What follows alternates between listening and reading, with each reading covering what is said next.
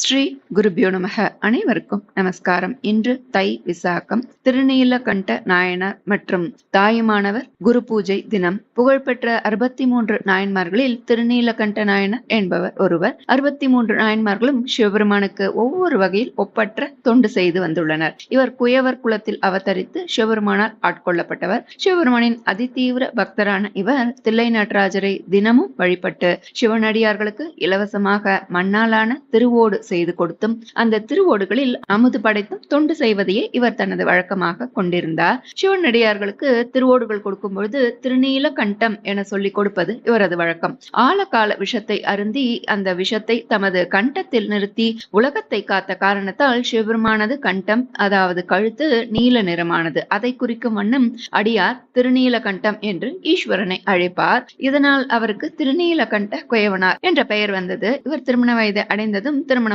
நல்ல முறையில் நடைபெற்றது. அவரது குணத்துக்கு ஏற்றபடி நல்ல மனைவி அமைந்தால் அவரும் அவரது மனைவியும் சிவனிடத்தும் அடியவர்களிடத்தும் மிகுந்த பக்தி கொண்டிருந்தனர். கணவனும் மனைவியும் அடியவர்களுக்கு தொண்டு செய்து இல்லறத்தை நல்லறமாக நடத்தி வந்தனர். இப்படி இருக்கும்போது ஒரு நாள் முற்பிறவி பாபத்தின் பயனாக அந்த ஊரில் வசித்த ஒரு நடன மங்கையிடம் அவருக்கு பழக்கம் ஏற்பட்டது. இதனால் அவரது மனைவி வருத்தம் கொண்டாள். நாயனாரிடம் பேசாமல் அமைதியாக தனது இல்ல பணிகளை செய்து வந்தார். திருநீலகண்டரை தீண்டுவதையும் தவிர்த்தார். ஒரு நாள் திருநீலகண்டர் தனது மனைவியை தீண்ட முயற்பட்ட போது, நீங்கள் என்னை தொட்டால் உயிரோடு இருக்க மாட்டேன், இது திருநீலகண்டத்தின் மீது ஆணை என்று அவரது மனைவி கூற, திருநீலகண்டத்தின் மீது ஆணையிட்டதால் இனி மனைவியை மட்டுமல்லாமல் எந்த பெண்ணையும் மனதாலும் நினைக்க மாட்டேன்னு இந்த திருநீலகண்ட நாயனார் சபதம் ஏற்றார். அவர்கள் இருவரும் ஒரே வீட்டில் இருந்தாலும் தாம் கொண்ட விரதம் பிறர் அறியா வண்ணம் வாழ்ந்து வந்தனர். இப்படியே வாழ்ந்து அவர்கள் இருவரும் முதுமை பருவத்தையும் எழுதினர். ஆனால் சிவபெருமான் மீது கொண்ட பக்தி மட்டும் குறையாமல் பெருகி கொண்டே வந்தது. திருநீலகண்டத்தின் மீது ஆணை என்று சொன்னதால் சிவபெருமானும் இவர்களது மன உறுதியினை உலகுக்கு எடுத்துக்காட்ட திருவுள்ளம் கொண்டார்.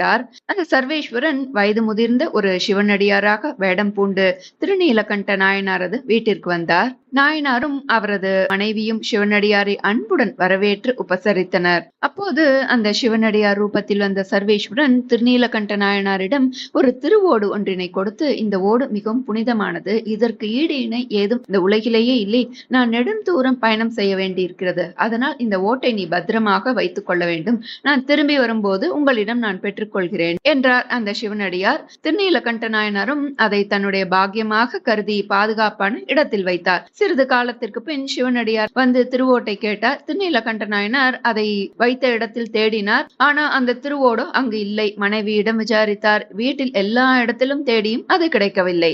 சிவனுடைய அருளால் அது ஏற்கனவே மறைந்திருந்தது. அவர் நேராக சிவனடியாரிடம் வந்து, நாம் வீடு முழுக்க தேடியும் காணவில்லை, நான் அதற்கு மாறாக வேறு திருவோடு தருகிறேன் என்று கூற, அதற்கு மாறாக எதுவும் நீ தர வேண்டாம், என்னுடைய திருவோட்டின் பெருமைகளை நீ அறிந்து கொண்டதால் அதை நீயே உன் வசம் வைத்துக் கொள்ள பார்க்கிறாய், என்னுடைய திருவோட்டை கொடுக்க வேண்டும், இல்லை என்றால் இந்த திருவோட்டை உண்மையில் காணவில்லை அப்படின்னு நான் கூறுவது உண்மை என்று என் மகன் மேல் சத்தியம் என்று நீ சத்தியம் செய்ய வேண்டும் என்று சிவனடியார் கூறுகிறார். ஐயா, நீங்கள் சொல்லியவாறு உறுதி செய்ய எனக்கு புத்திர பாக்கியம் இல்லை என்றார் நாயனார். அப்படியானால் உன் மனைவியின் கைப்பற்றி இந்த குளத்தில் மூழ்கி சத்தியம் செய் என்றார் சிவனடியார். அடியவரே, எங்களுக்குள் ஒரு சபதம் உள்ளது, அதனால் நான் என் மனைவியை தீண்ட இயலாது, நான் வேண்டுமானால் தனியே மூழ்கி உறுதி செய்கிறேன் என்றார் நாயனார். நீ வேண்டுமென்றே ஓட்டை ஒழித்து வைத்துவிட்டு சத்தியம் செய்ய மறுக்கிறாய், அதனால் இந்த அக்கிரமத்தை தில்லைவாழ் அந்தணர்களுடைய தர்ம சபையில் நான் முறையிடுவேன் என்று கூறி திருநீலகண்ட நாயனாரையும் அழைத்து கொண்டு அந்த அவையினர் முன் தான் கொடுத்த திருவோட்டை கொடுத்தது, அது காணாமல் போனது, அவர் சத்தியம் செய்ய மறுக்கிறார் என்பது வரை அனைத்தையும் சிவனடியார் எடுத்துரைத்தார். தில்லை வாழ்ந்தனர்களும் சிவனடியார் சொல்வது போல சத்தியம் செய்ய வேண்டியதுதானே, அதுதானே நீதி என்று கூற,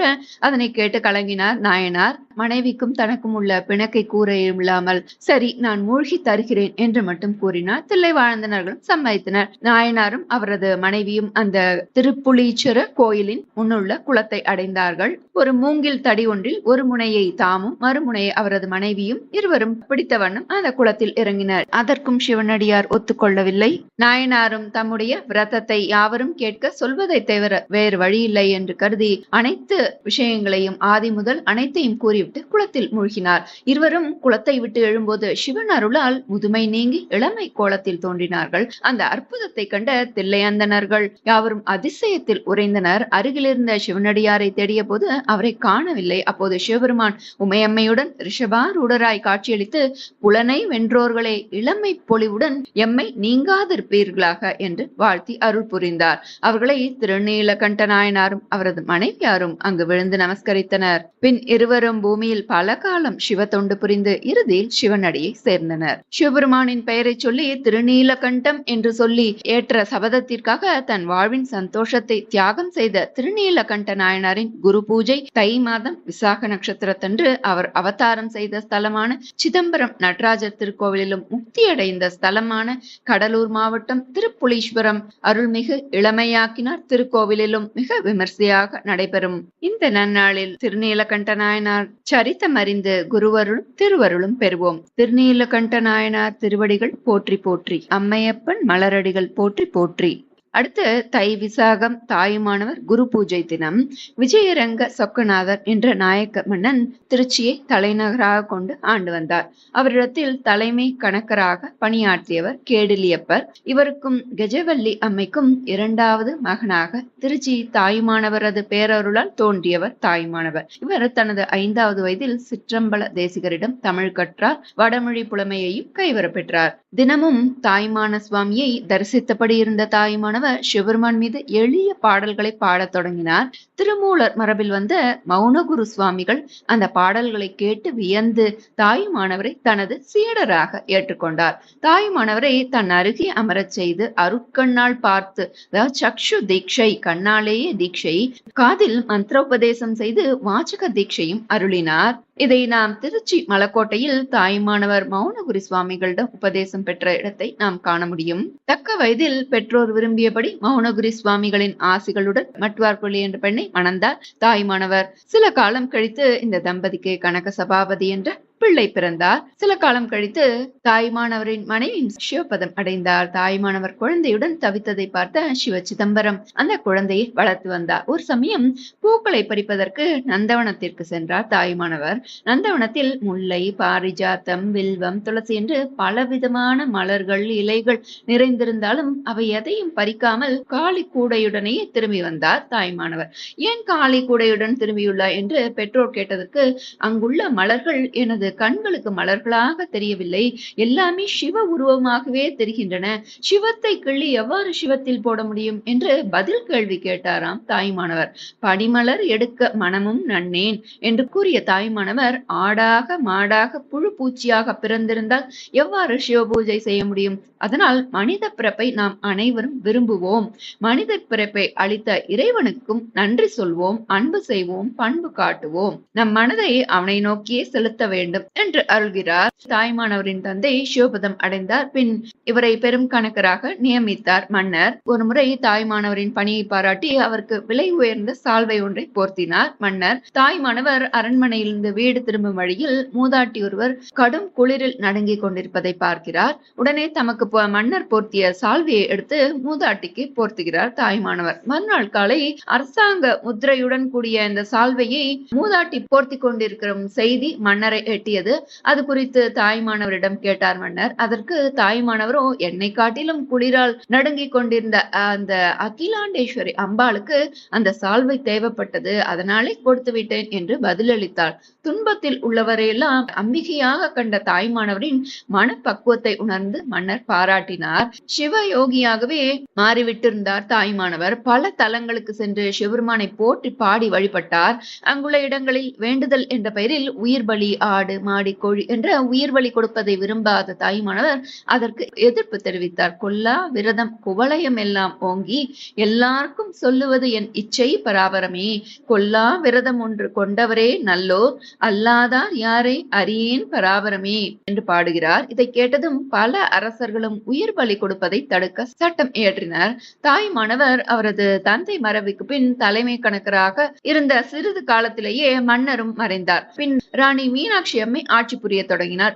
அவர் தாய்மானவரிடம் பெரும் மதிப்பு கொண்டிருந்தார். அந்த நேரத்தில் ஒரு நாள் தாய்மானவர் முக்கிய அரசு பதிவுகள் அடங்கிய சுவடிக்கட்டு ஒன்றை ஆய்வு செய்து கொண்டிருந்தார். அவைகளில் ஒன்றை படித்துக் கொண்டிருக்கும் போது திடீரென்று அந்த ஓலையை தனது கைகளாலேயே கசக்கினார். அதை கண்ட அனைவரும் என்ன இவர், ஏன் இவர் இப்படி செய்கிறார் என்று யோசித்து பயம் கொண்டனர். இவ்வாறே தன்னையே மறந்து செயல்பட்ட தாய்மானவர் தன் நினைவு வந்தவுடன் உடன் இருந்தவர்களை பார்த்து, திருவானைக்காவல் அகிலாண்டேஸ்வரி அம்மன் முடியாது. ஆடையில் கற்பூர தீ பற்றி எரிகின்றது.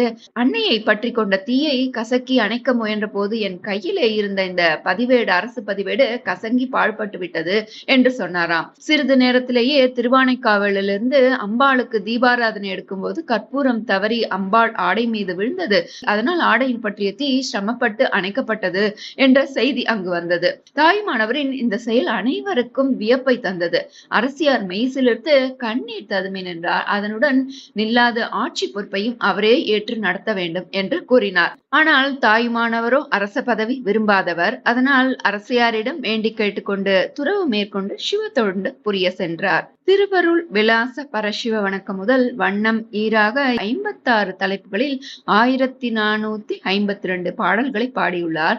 தமிழ் மொழியின் உபநிடதம் எனும் சிறப்பு இவரது பாக்களுக்கு உண்டு. திருத்தலங்கள் தோறும் சென்று இறை வழிபாடு செய்தார். தவ வாழ்வை வாழ்ந்தார். அது மூலமாக சிவத்தை கண்ட தாயுமானவர் ராமநாதபுரம் சென்றபோது அங்கேயே தை மாதம் விசாக நட்சத்திரத்தன்று மகா சமாதி கூடினார். இவரது சமாதி கோவில் ராமநாதபுரம் நகர எல்லையில் உள்ள லட்சுமிபுரத்தில் உள்ளது. இவரது குரு பூஜை விழா இங்கு சிறப்பாக கொண்டாடப்படுகிறது. பூமியில் அவதரிக்கும் போதும் பூமியை விட்டு செல்லும் போதும் எதையும் யாரும் கொண்டு போக முடியாது என்பதை தனது பாடல்கள் மூலம் உலகுக்கு உணர்த்தியவர் தாயுமானவர். ஆசையை எவ்வாறு கட்டுக்குள் வைத்துக் கொள்ள வேண்டும் என்பதை அறிவுறுத்தியவர் இவர். எல்லோரும் என்புற்றிருக்க நினைப்பதுவே அல்லாமல் வேறொன்று அறியேன் பராபரமே, நெஞ்சகமே கோயில் நினைவே சுகந்தம், அன்பே மஞ்சன நீர் பூசை கொள்ள வாராய் பராபரமே, அன்பர் பணி செய்ய என்னை ஆளாக்கி விட்டுவிட்டால் இன்ப நிலை தானே வந்தெய்தும் பராபரமே, தாயுமான பெம்மான் தன்னடியை ஏத்துதற்கு காயும் வினையகளும் காண் என்று மீண்டும் மீண்டும் பாடி தாயுமானவர் பதம் போற்றுவோம். தாயுமானவரே போற்றி, தந்தையுமானவரே போற்றி, எந்தையே போற்றி, பரமே போற்றி, சிவமே போற்றி, தாயுமானவரே போற்றி போற்றி, சிவமே போற்றி போற்றி.